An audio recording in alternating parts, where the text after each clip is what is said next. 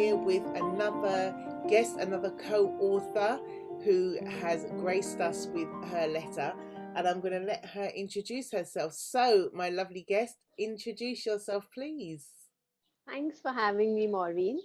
My name is Renata Pavrey, and I'm in India right now. And I used to attend Maureen's Saturday streams last year. And then I started joining Maureen with the poetry salons, and I performed at a couple of open mic events. And that's how I heard about the Letters to My Younger Self project that it was called at that time.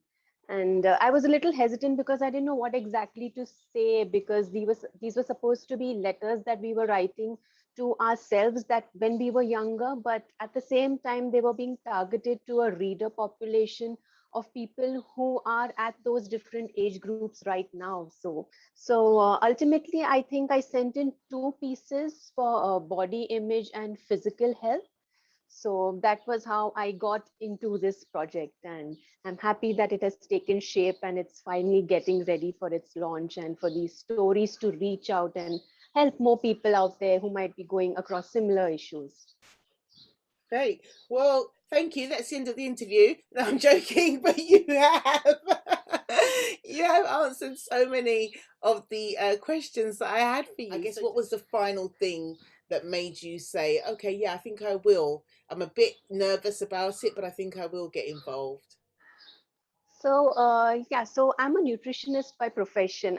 I don't write at all, and when I joined Saturday Streams, it was more of a way of exploring writing communities and people who might not be professional writers, but who like the written word and who like to put down thoughts and create stories and write poetry. So that was my idea behind joining Saturday Streams, and it was Maureen, in fact, who had actually given me that push to actually pen down the letters. I had a lot of thoughts floating in because, I have a childhood history of asthma. So that was what made me pick up physical health and also body image as part of my letters, because I wasn't allowed to partake of into a lot of sports and physical activities. And my childhood mostly involved reading and painting and embroidery and artwork. And what I wanted to present was that you might not be good at something, but that doesn't mean you're not good at anything at all. You might be really good at something else. And I wanted to bring this out to people that I might not have an athletic background, I might not have a sporting history, but I might be very good at reading, I might be good at writing, I might be good at creating art. And there are so many other wonderful avenues that somebody can create an impact in the world out there. Ultimately, it was Maureen's push that got me to actually write and submit those letters and then just leave it out to the world. Wow, fantastic, fantastic. Okay. So, I've been saying, these are really short, just real short tasters for people to get to know some of our contributors and collaborators. So, my final question for you, Renata, and I have to say, thank you so much for. I know you say that it was myself and the groups and stuff that pushed you, but thank you so much for taking the time to contribute, for actually going forward. So many people wanted to and didn't. So I really, really, really appreciate your contribution. Please don't take it for granted or take it lightly. We couldn't have done the project without you.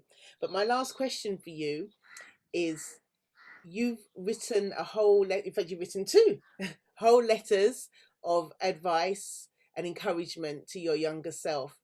Can you now give us a bit of advice to your younger self, but just in one sentence? And can you maybe identify the age at which you're speaking to? The age I would identify would be 12, I would say, because this was the time I really wanted to do a lot of things as a child, but I was physically limited. So, similar to the background I gave about why I contributed to this project, my one line would be that even though you feel you might not be able to do a lot of things right now, that doesn't mean you're not good at anything. You are good at something else. So work on what you love to do and do the things you love to do. and treasure the things that matter to you, because you don't know how and when and where you might be impacting somebody else. So whatever you do is impactful in this world. You might not know it, but it is. Okay, so that was a bit more than one sentence, but let's say um whatever you do, enjoy what you or work on the things that you love to do, because you never know who else you're impacting. Perfect.